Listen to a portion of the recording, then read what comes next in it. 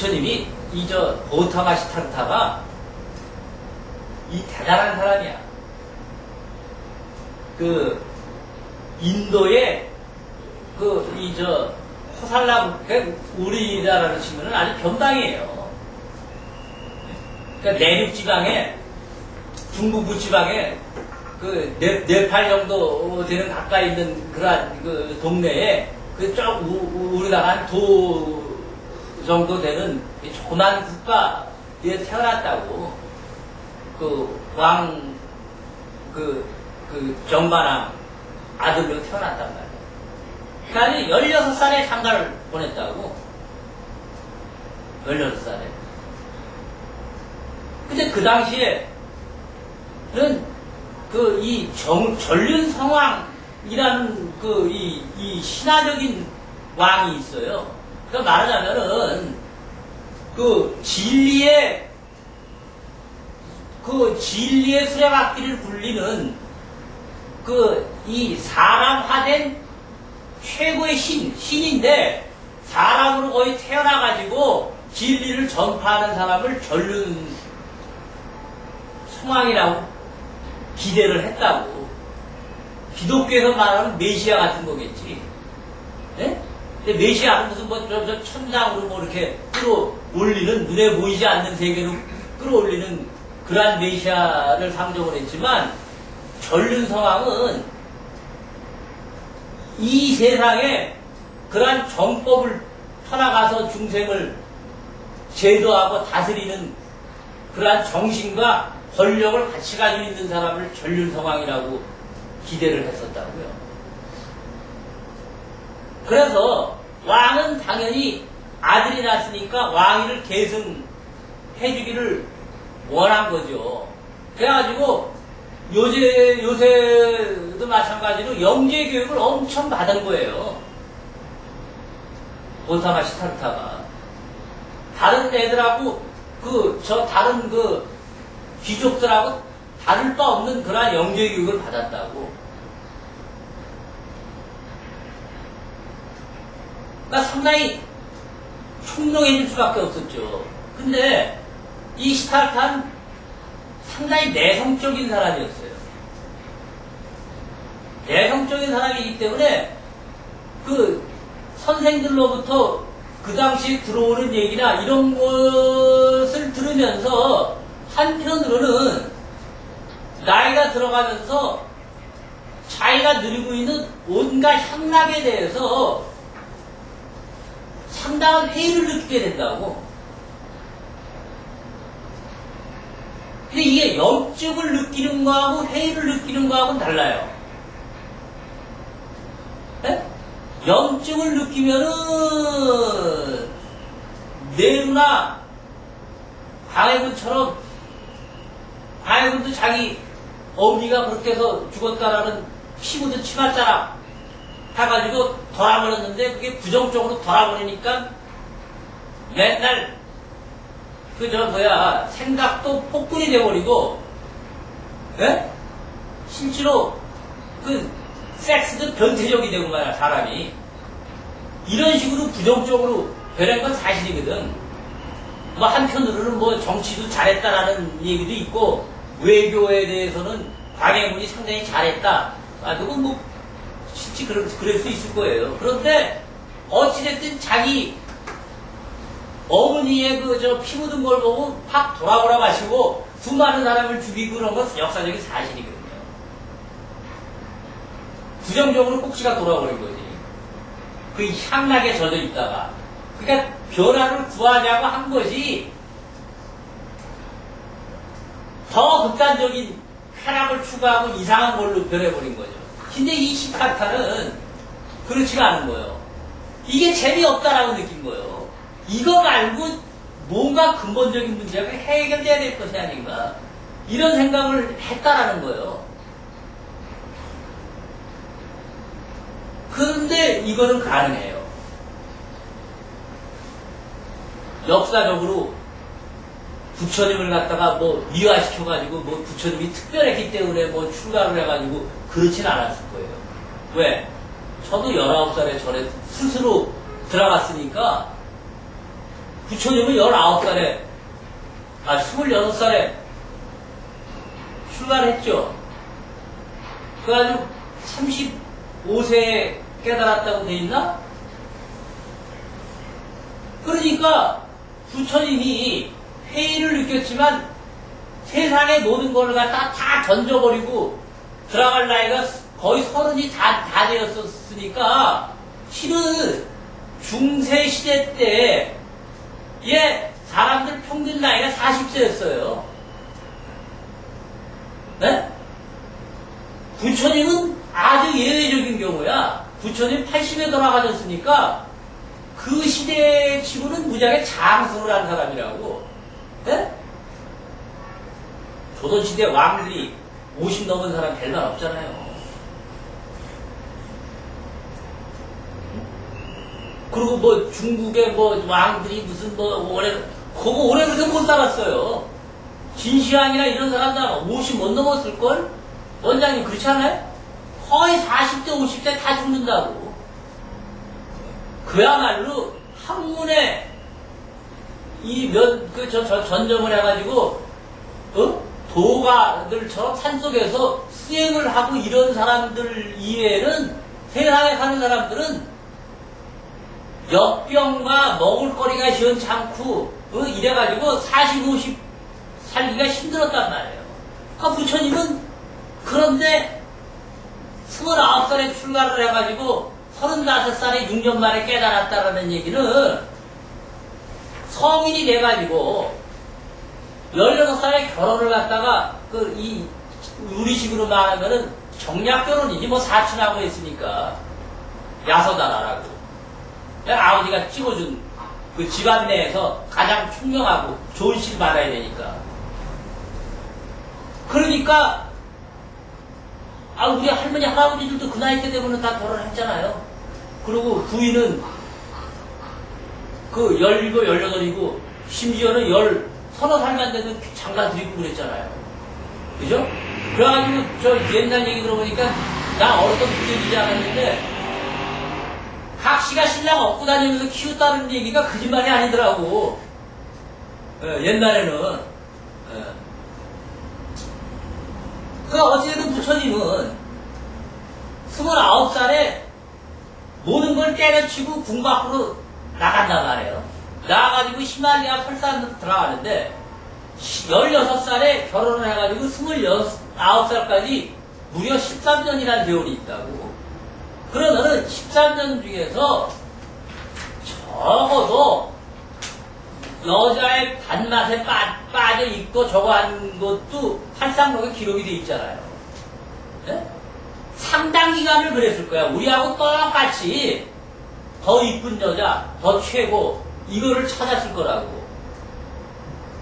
근데 이게 계속 지속해 가보고 나이가 25이 넘어가니까 이게 재미가 없어진 게 분명해.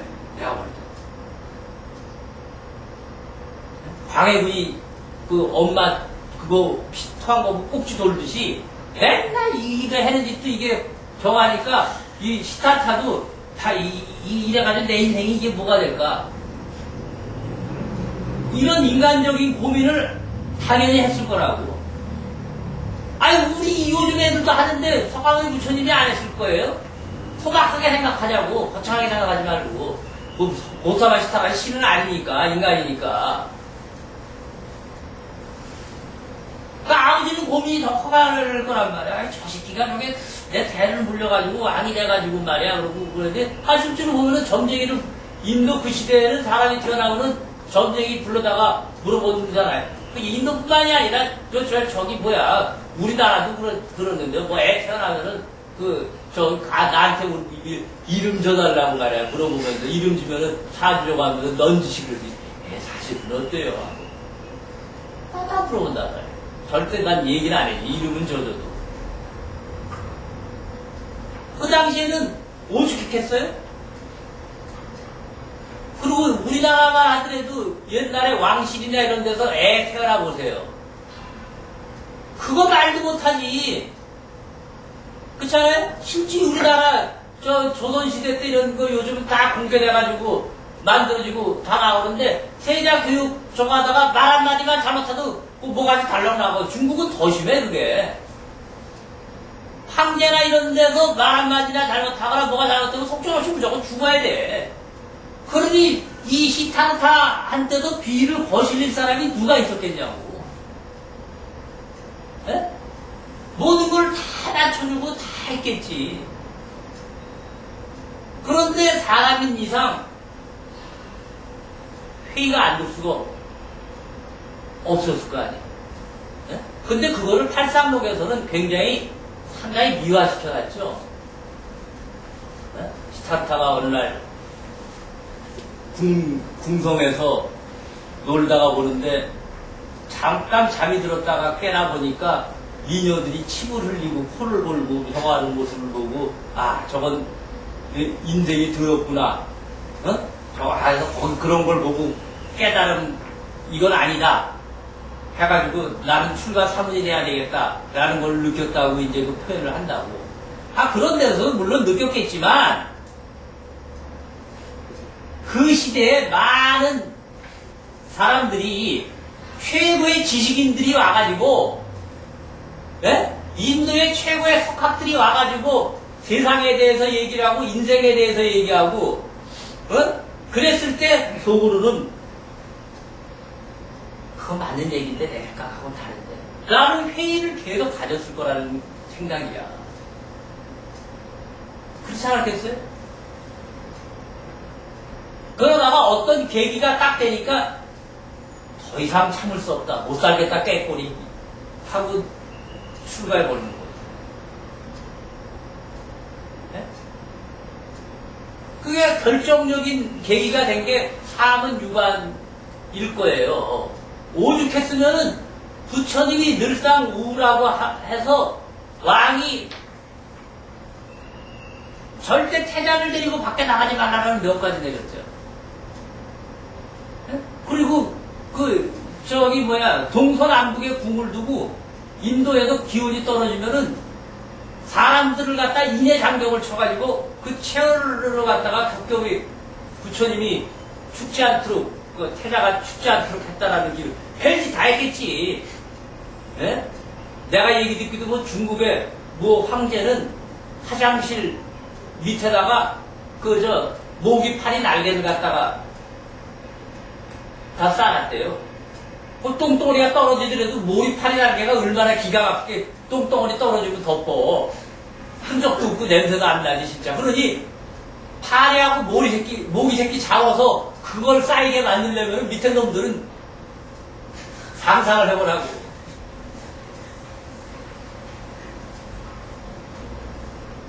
근데 그게 가능했어요. 옛날에. 지금은 못했지만, 그러니까, 진시황, 땅속에 묻어있는 게, 아직도 발굴이 안 된 게 더 많은 거 아니에요. 그리고 피라미드, 그게 가능한 거 아니에요. 네? 분명히 사람이 만들었을 거라고. 네? 그게 어떻게 가능하겠냐고. 그런 힘이 있지 않으면 어떻게 가능해요? 만리장성도 마찬가지고. 네? 그러니까 태자가 예를 들어서 사람들 갖다 수백 명을 둘러싸여 놓고 네? 그 안에 태자가 잠자는 데를 만들어놨다고 결국 거짓말이 아니지. 어떤 면으로 볼 때는 아무 일도 아니지 그건 사실. 네? 나무가 뗄감이 없다면은 산 사람을 갖다 태워가지고 그걸 갖다 기름으로 해가지고 떼어오더라도 그것도 문제될 게 없지. 아니 왕이 죽으면은 거기 따라가서 생사람들 갖다 가족도 억지로 다 갖다 쇠으로 매장을 했는데 사람 좀 태워가지고 그거 높은 사람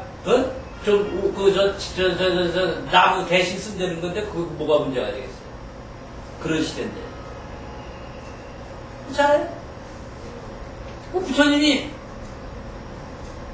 그래가지고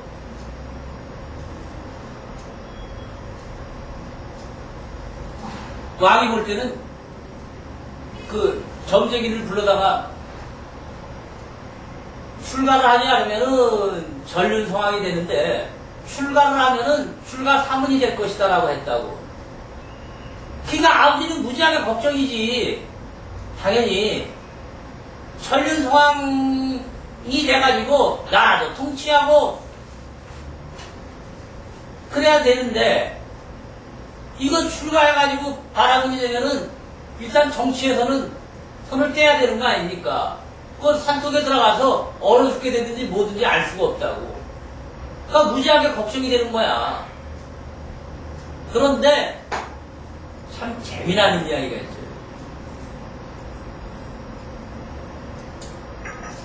그 점을 보러 온 그 도사가 부처님의 상을 딱 시타타 태자 딱 보더니 눈물을 펑펑 흘린다는 거야. 그러니까 왕하고 주변에서 아이씨 저졌구나. 아들 낳다고 좋다라고 생각했는데 이거 일찍 되시든지 뭐 어떻게 되는가 보다. 그런 생각이 드는 거라고. 이게 뭔가 좋아도 그렇게 안 좋은 거다. 너무나 안 좋기 때문에 이게 울지, 그렇지 않으면 울 이유가 없지 않냐 말이야. 이게 큰일 나다 말이야. 그렇지 않겠어요? 말도 하기 전에 왔다가 점쟁이가 물어버리니까 이거 환장 그러시지. 그러니까 당황해가지고 왜 우냐고. 그랬더니 점쟁이가 하는 말이 이분은 그렇게 해서 돈을 잃은 분이다 이거예요. 깨달음을 잃을 분인데 이분이 출가를 해가지고 깨달음을 얻을 쯤 되면은 나는 늙어가지고 이미 죽어 있을 거다 말이야. 암만 내가 건강관리를 잘한다 그래도 나는 저분이 깨달은 다음에 법문을 그 말씀을 듣지 못해가지고 그게 억울해서 나는 우는 거다. 그게 한탄스러워서 나는 우는 것이다. 그렇게 얘기를 했다고 그래요. 그러니까 그 얘기를 듣고 정반왕은 아이고 죽지 않아서 다행이구나 하면서 역시 그래도 출가를 해서 자기 곁을 떠나는 것에 대한 불안감은 아버지로서 늘상 가지고 있는 거였죠. 그러니까 평생을 감시하여서 시타타 태자를 갖다가 보내게 하고 그 일찍 결혼을 시키고 그 주색에 일찍 빠지게 하고 그랬던 거죠. 그러니까 시타타 입장에서는 어린 나이부터 아랫돌이 윗돌이 다 썩어가지고 주색에 대해서는 까맣하게 해가지고 일찍 질병이 나버렸어. 그러다가 여러분들이 알듯이 바깥 나들이를 가면서 소위 그 병들어서 있는 사람, 죽어서 장사 치르는 거, 늙어서 그러한 그 힘없는 모습, 노병사를 갖다가 보게 된 거죠. 에? 노병사를 보게 된 다음엔 나도 저렇게 되는 거 아니냐 하고 주위에 하인들한테 물어봤을 때 사람인 이상은 어쩔 수 없습니다. 그랬을 때 얼마나 절망을 했겠어요. 여러분들 불교 공부하는 사람이 뭘 하나 공부하다 하는데 공부하다 막히면은 그 얼마나 열불 나고 몇 년 동안 그 가슴에 응어리가 되는지 그거 참고해본 사람은 알 거라고. 그거 못 견뎌요. 궁금해서. 그런데 그거보다 더 큰 문제인 예를 들어서 여러분들이 나병 환자나 호스피스 좀 가보셨어요? 거기 가가지고 이 사람은 곧 죽는다라는 것이 저 사람이 아니고 나다라는 생각을 해봤네요. 그거하고 그냥 죽음에 대해서 생각하는 거하고는 전혀 다릅니다. 나는 거의 2년 동안을 그 어머니가 서서히 돌아가시는 모습을 그리고 늘상 고통스러워하는 모습을 봐왔고 내 자신이 또 한 5년 동안을 거의 그와 같이 야 이건 지금 죽어도 내가 육체적으로 지금 죽는다고 해가지고도 의사들이 이건 이변이라고 얘기 안 하고 그럴 수 있는 일이다라고 그런 상황 속에서 살아온 놈이거든. 네? 그러면은 죽음과 이런 문제는 여러분들이 닥쳐보지 않으면은 이런 쪽으로 추론하고 생각하는 거하고는 전혀 달라요. 부닥쳐보는 것하고는.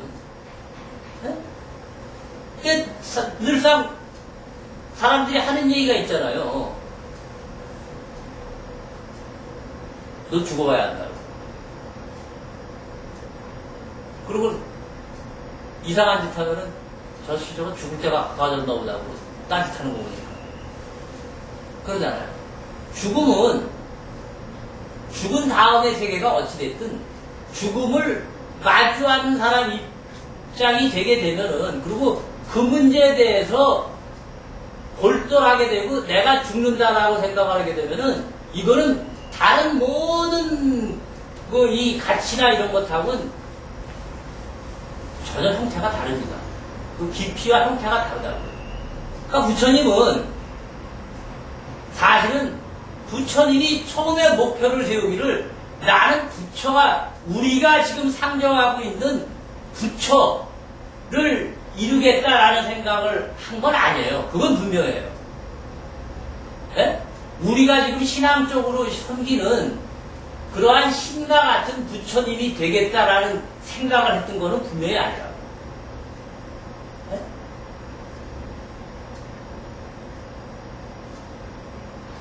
그래서 어찌됐든 부처님이 출가를 하게 됐죠. 출가를 하는데 왕은 그것도 못 믿어. 그러니까 그 부처님이 왜 첫 법문을 해준 비구도 있죠. 오비구. 네? 그 오비구가 실은 부처님이 출가를 할 때 왕이 히말라야 산 속에 자기 아들이 들어가니까 너희 들어가서 너희는 수행은 너희 두 번째 문제고 내 아들 태자가 굶지 않나 주변에 걸고 호위병해. 이래가지고 딸려보낸 거예요. 재밌죠? 그러니까 그 정도로 왕은 불안했던 거야. 출가를 막을 수는 없고, 왜냐하면 그 당시에 바라문이 된다는 것은 하나의 영광이기도 했거든요. 그러니까 못 믿어보니까 몇 놈을 갖다가 따라 붙이게 만드는데, 그건 너도 바라면 돼. 그래야지 너 따라 붙을 거 아니야, 내 아들. 돌봐. 그랬던 거란 말입니다.